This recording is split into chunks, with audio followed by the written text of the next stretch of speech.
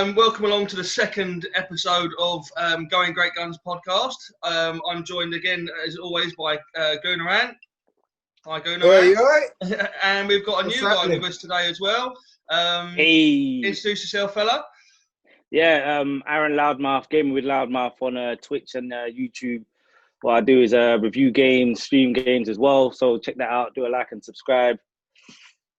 I'm here all week. There he is. Hey. So as I say, this is our second episode. It's going to be Gooner heavy, but that's why it's called All Guns Blazing. So not All Guns Blazing. That's a completely different thing. I don't know where that come from. Going Great Guns is this one. Going Great Guns. It's not Going Great Guns for me right now. So we decided to get together on this one. I think if it's to have a little chat about the season upcoming and what our views are of where we're going to go and like the transfer window and stuff. Am I right, guys? Yes. Yeah, definitely, mate. So the window isn't looking too bad right now either. We're doing all right, innit? It looks. I mean, we're doing business early doors, which is unusual for Arsenal, isn't it? I know, particularly the last day. Isn't it? Mad scramble, just throw stuff in the trolley. Quick, go. That's usually us, though, isn't it? That is usually us. Do you know what? First thing I want to say is Freddie Ljungberg. Mate. He's moving on. Yeah. He's going on with his career. I think he's going into management or he's looking at vice management. Yeah. Good luck to Freddie. Definitely. Goes with the blessing, doesn't he? Because he's done it the right way, hasn't he? Do you know what I mean? Big up Freddie. Mate. Once a Gooner, always a Gooner, mate. Definitely. I mean, That's absolute legend of the club. And totally back him. As long as you don't go Spurs, backing him all the way. That's it, Nah, you'd never do that. No, he wouldn't, would he? Did you see? Did you see Saka's tweet to him last night when he was saying like, "You've helped me out massively." He said he would. Freddie Ljungberg would sit you down. And he would talk how a game was going to go, and it would actually happen like that. As Freddie knew what was going to happen during the game. Well, this was it. He worked a lot with the youngsters, didn't he? He was under 23s coach for a while, was it? Yeah. Yeah, he was there for a while, and he sort of helped, your Joe Willocks, your Sackers. He helped quite a few of them, mate. So I think a lot of them got respect for him, man. And you look at the like you say, the under 23s, they're all coming into the side now as well. So they've all been given that sort of Arsenal grounding. I mean, look at Reece Nelson. He was going out the door a couple of weeks ago, and now it looks like he's going to stay. Yeah, And exactly. I think a lot of that will be down to Freddie and what he done behind the scenes. Like bringing them, letting them know what it meant to be Arsenal. No, definitely, and him coming through and sort of managing us for a little while as well. It was a nice little sort of thing we had, a little rapport as well. He got a little opportunity. Obviously, it didn't work out. It wasn't really going to work out. I think he was just sort of in there to steady the ship. The thing was, he never had the full coaching licenses, so he couldn't manage at top level anyway. Even if we couldn't get Arteta, as far as I'm led to believe, it would have only been towards the end of the a hand on the tiller till the end of the season until they could get an actual qualified manager in. But I think as well, part of it was the board saying, let's get someone that's going to get the fans on side, get everyone back, and everyone could rally behind Freddie because we all love Freddie, don't we? Do you know what I mean? Yeah. So after Emery, legend in that. Exactly, innit? And after Emery splitting up the dressing room again, and the fans were split behind him again, get someone in that's a figurehead that everyone can appreciate and get behind the club. And I think that's probably one of the first times this new board acted with the fans in mind. Yeah, definitely. Well, anyway, let's go back to what we were just talking about, the signings, transfers. Yeah.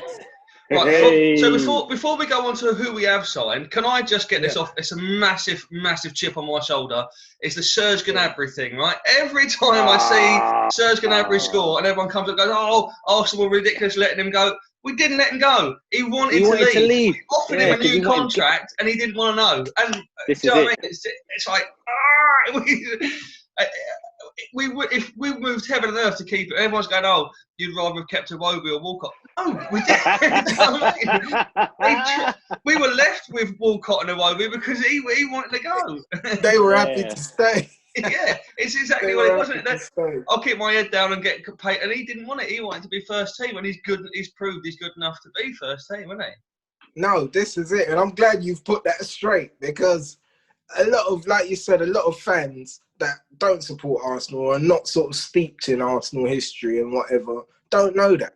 Huh. They just think, oh, well, you just sold him, and now look at him, look how great he's a worldie that you've let go. And the other thing as well is he went to two Werder Bremen. He went on loan. Because even Bremen were like, I'm not sure about it. And all of a sudden he's just clicked. It's like Mo Salah at Chelsea, isn't it?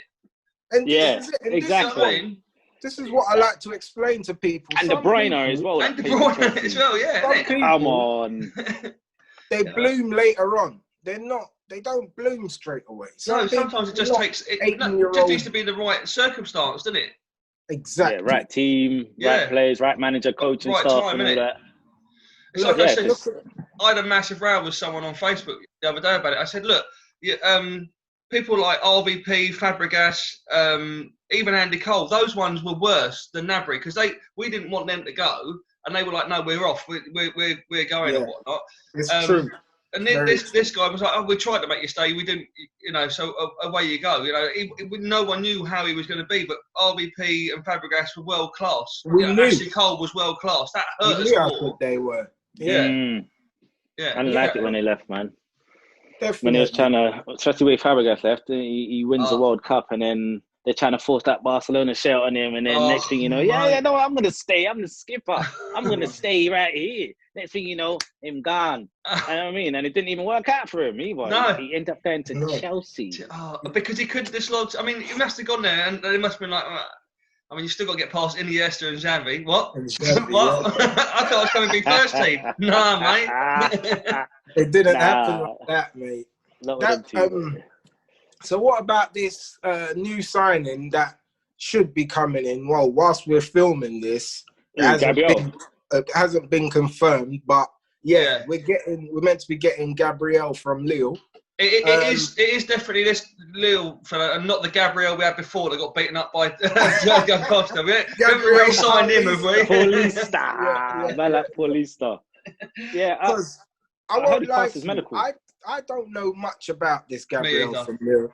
I've heard, because all I've managed to dig up is he's 22 years old. You know what I mean? He plays with Jose Font in the back. He played with him for a season. Jose Font saying that he's quality. Yeah. And a lot of people are saying that he might need an experienced partner next to him. But I heard that as well. You never know. It's one of them. He might have learned enough to be an experienced partner. Yeah. And he might... Well, that might be when the David Luiz situation comes in. That might be why they gave him the extra contract. We were all going, how's he managed to secure a contract? But it might be like, we're going to play the three at the back, which suits David Luiz. It might be that it's him, Saliba, however you pronounce it, and this new Gabriel fella. They might be the three at the back. So you've got one David Luiz who's, he's been there and done it, and you've got the two new guys who are a bit raw, and they'll do all the running. They'll do all the running for David Luiz, won't they? They'll do all the hard work for him, and he can just sit there and go, you go there, you go there. It was I don't know if you saw an interview with Kieran Tierney the other day on YouTube, and he was saying that David Luiz, he's like a proper skipper. He's there and he's talking to him the whole time, and he goes in at training, and he talks to the lads, and he's actually really good to have around the club. It's things like that we don't see as fans. We see the mistakes and stuff, innit? Yeah. And they're a fair them, to be fair. David Luiz is a proven winner, though. So he's won trophies. So every club he's been to. Yeah, so I think when people say that, we're getting all the Chelsea rejects, but we're just acquiring their winners, basically. So we're getting Willian, and he's a winner. He's won stuff. But David Luiz, he's won stuff. So we need to bring the winning mentality into the club. I'm happy with that. I'm happy with. I mean, it might the Willian coming in might hold back some of the other players, some of the younger players and whatnot. But if they can learn from that, because that's. That will prove to Arteta that they've got the drive. They want to say, well, no, I'm going to be better than Willian. I've got to get into the side ahead of him. This is it. And what I've noticed is Arteta is bringing players in, basically, that he can sort of tell something to once and they get it. Yeah. Do you know what I mean? So having someone like Willian there, he knows Willian, he's not going to sit there and sort of be like, what? I don't understand. William's been there, done it. You know, Arteta will tell him, listen, stay out here, come in here, go there. William will do it all. He's a team player. Yeah. You know, and the same sort of thing with David Luiz. He doesn't do too much. He does what it says on the tin, innit? He's a simple centre back. Yeah. You know what I mean? Yeah. He's got a mistake in him. This is it. This is it. But I think you're right though. You look at the cup final and Arteta, we've said beforehand, he was chatting away to people in Spanish, English, French and whatnot. He doesn't really genuinely want to be doing that, does he? And he's only talking to the people he felt he had to guide through the match. If you've got people that, like you say, you can say to him, right, I'm happy, you know what you're doing, I can leave you to get on with your game. Then that's what he needs in the team, isn't it? Exactly. That's it. Because with all these youngsters we got in the team, it's really good, but it's more managing for Arteta to do. It's more sort of like people that take things on easily. And I think we spoke about this in the last podcast about Saka. Sort of when Saka said, oh, when Arteta explains something to me, it's easy. I get it and I take it on. And Arteta said the exact same thing about Saka. Whenever I explain something to him, he takes it on really well. And that's probably what Arteta is looking for. I can't guide everyone. That could be knackered by the end of it, wouldn't he? For nothing else. Exactly. You see, he does it a lot with Ceballos. You hear him shouting at him. Yeah, every match. Constantly. And I'm not saying Ceballos is a bad player. Just leave me alone. No, but I'm not saying Ceballos is a bad player at all. But I think Arteta played in that position. He gets it. He knows where he's got to be and where he can be punished if he's not in the right position and where he can sort of create more. Yeah. So, I think Arteta's going for these older players because, like I said, they're more wiser heads. And it's not going to be the end all. No. He's going to have to rebuild him, isn't it?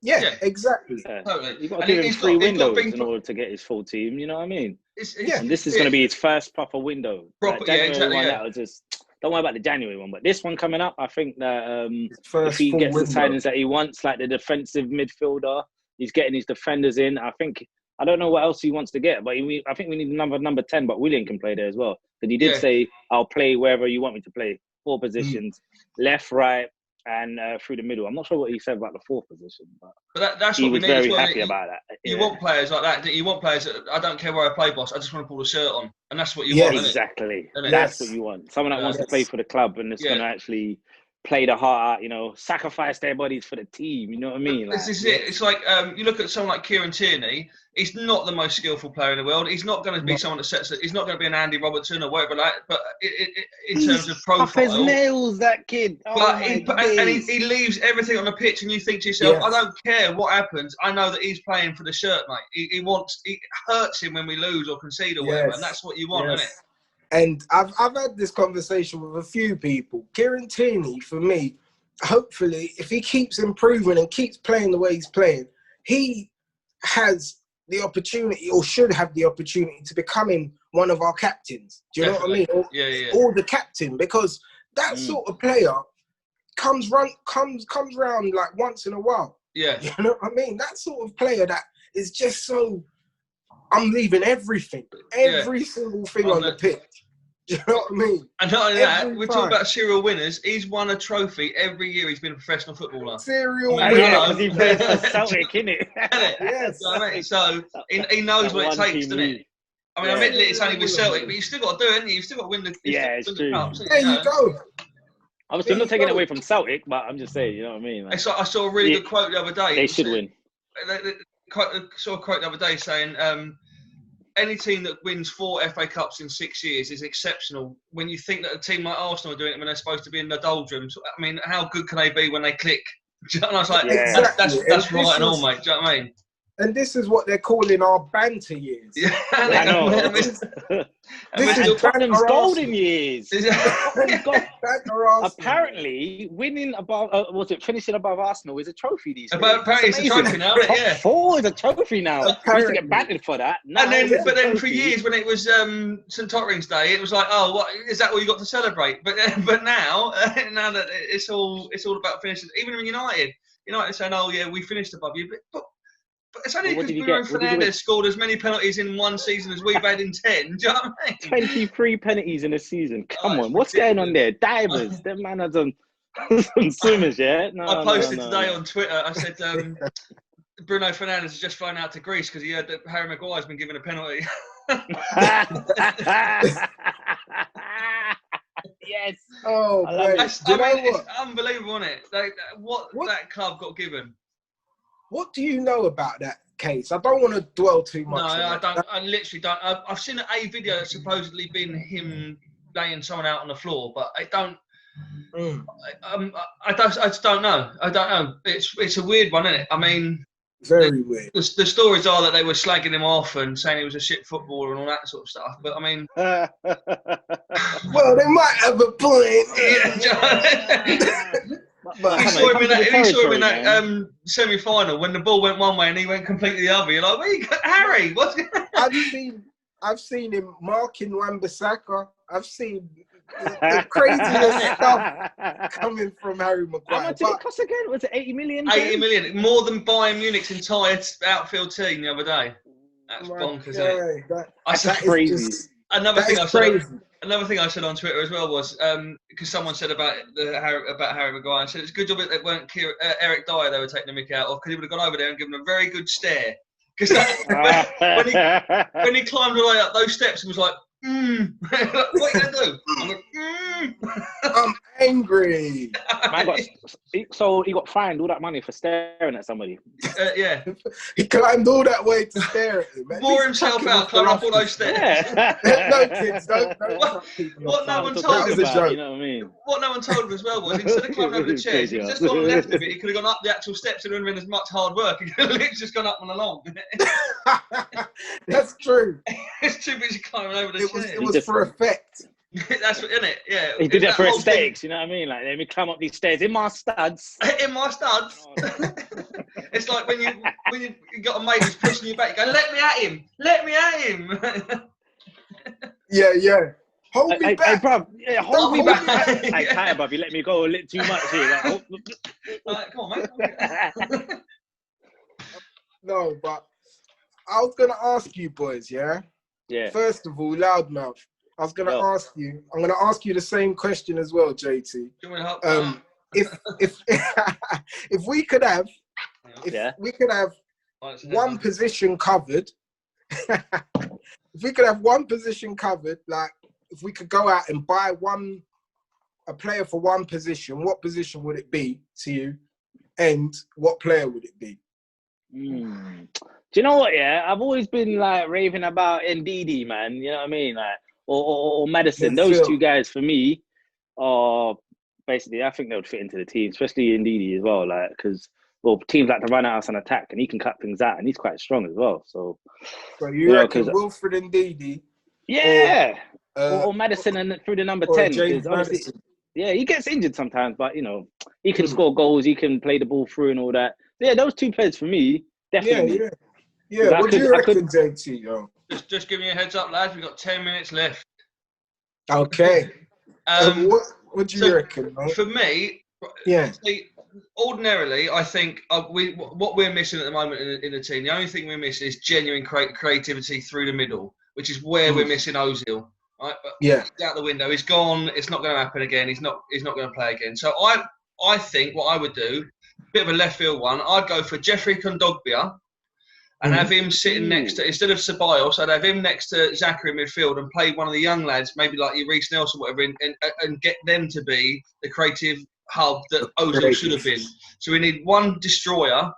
I don't think Xhaka is a destroyer. Yeah. I think he's the one that the destroyer will pass to. So you got someone that will just break up play and give it to Xhaka. And Xhaka's ball range passing is brilliant.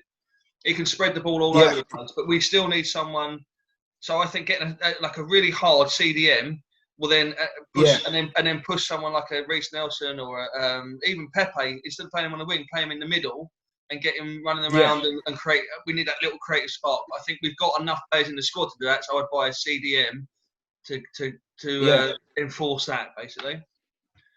Yeah. Ooh, what about this you? is it. It's, for me, I go with you guys over. We need a creative player, and but then again, I look at the Partey, the box-to-box midfielder, and the fact we lost Aaron Ramsey. We didn't lose him, but he's gone. You know what I mean? But, we ain't getting him back, not on those wages. No, not on those wages. 400 The grand, fact we've lost a box-to-box midfielder, someone that runs into the box late, I'm missing that with Arsenal. You know what I mean? And maybe it's got to be, I think, Partey for me. I think that number 8, that box-to-box midfielder, unless we can get Joe Willock up to that standard. Or someone in the squad, Yeah, someone in our squad that can do that. But yeah, for me, I think, do you know what? I'll stick with box-to-box midfielder, I think. Going back to your Freddie Ljungberg space, that's what we're missing it. Like you say, someone late running that no one's picking up that can score a goal. Exactly. Yep. Crash. Do you know what I mean? Crash, bang, wallet. But yeah, as we're sort of coming near enough the end of our pod already. No, man, the time's gone too quick. I've got some stats for you, you know. Go on. Oh, I love a stat. Love a stat. Because you was asking about Gabriel because you don't know too much about him, yeah? Yes. Because him being at the back, he's kept at least 12 clean sheets. He's played 24 matches, made 41 tackles with 22 interceptions, and he's won 67% of 50-50 challenges, you know, like your duels and that. Yeah. So he sounds like a hard worker then. Yeah, he's only been booked 3 times in 3 yellows. So that's not bad at centre half, is it? Yeah. He's a smart defender, man. Smart defender, smart. Yeah, that's some good stats still. And when if you're gonna stick him in front of one of our 2 goalkeepers, you've got to be happy with that as well. If, we've got 2 decent goalkeepers at the back there now. He's not going to do anything stupid. He's not going to get sent off. He's not going to be rash. He's going to be there, especially. He'll leave that to David Luiz. Leave that for him. You know what I mean? Like, that's it, mate. Do you know what does worry me though? Right? Say out of the blue, Guendouzi pops up into the squad. You'll have Guendouzi, Willian, and Luiz. Look at that hair. The amount of hair in our team, that is going to be unbelievable. Mate, it might actually come in our favour, mate. Yeah? Wave your locks about. I can't see where I'm going. Everyone.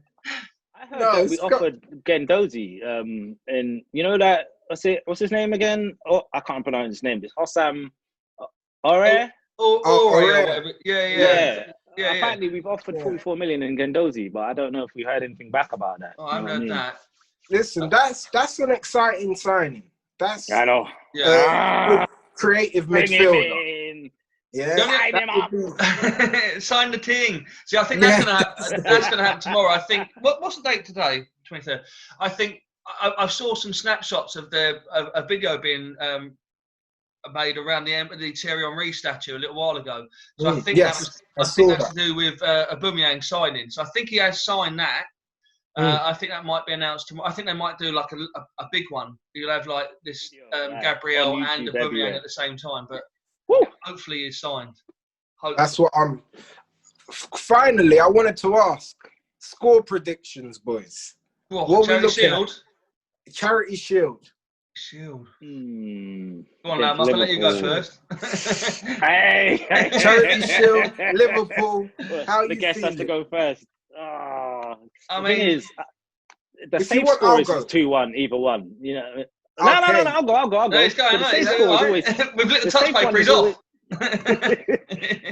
The safe bet is always to say 2-1 either way, right? So I don't know, because if we're playing like how we played against Liverpool last time, I say us 2-0. Okay. That's not a bad shout. See, I was looking back at that one, and me and Ad did a podcast not long after that, and I said that we were lucky in that game. I mean, we were to a degree, but I actually now looking back, I think there was a game plan, and we followed it, and it's gone. Where's Ant gone? I don't know, man. He's gone for a walk. He's back. He actually don't know what he's doing. I mentioned, was like, no, don't lump me in with that. Cancel. You don't want none of this. So I actually think if we get these players in time, if we get Gabriel in and this, we'll have Saliba there as well, and we play like we did, I think we're going to give Liverpool a game in the Charity Shield. It's at Wembley, where we are making Wembley our second home. We don't lose there very often, do we? Definitely. But I'm gonna go fence sitting. We're gonna draw 2-2, and it's gonna go penalties. And I think we might just sneak the penalties. Wait, get them splinters up your ass. Someone has to go the opposite. Listen, it's realistic and it's how you're feeling. But is it realistic? I don't think it. I think it is. I don't think Liverpool. Honestly, I don't. Do you know what? I forgot. What was that? I forgot they could batter us. I'm just going on how we played last time. I don't think they will. I think they were riding the crest of a wave last season. I think literally everyone behind Liverpool were around the same level. Really, we were only a couple of points behind. Man City lost one game less than us. They lost 9, we lost 10, didn't we? We lost that last one to Villa, which was ridiculous. Yes. So the rest of the league wasn't actually, I don't even think it was that great a league, but we were all sort of come together. Liverpool just managed to put a lot of consistency together. I don't think people are going to be scared of Liverpool this year. I think people are going to attack them, especially after they lost to Watford and stuff. I think that people know that they're there. Yeah, for the taking, mate. Yeah. I reckon I'm going to go with 2-1 Arsenal. I like it. No mucking about. Straight there. No mucking about. 2-1 Arsenal and Aubameyang to at least score one. Do you know what? He's still never scored a hat-trick for us, Aubameyang. Mate, next season. Soon come, innit? Soon come. It's going to come. We're against Fulham in the first match. I guess he gets a hat-trick then, right? Get your anger out. Wouldn't it be nice? Get that monkey off his back, because he needs a hat-trick. I thought he was going to get one in the cup final.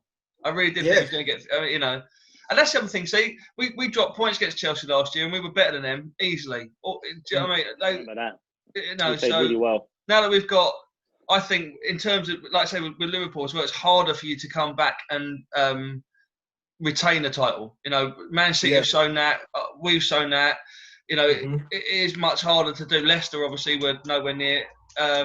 So I think because people just try hard, don't they? When you're champions, people go up.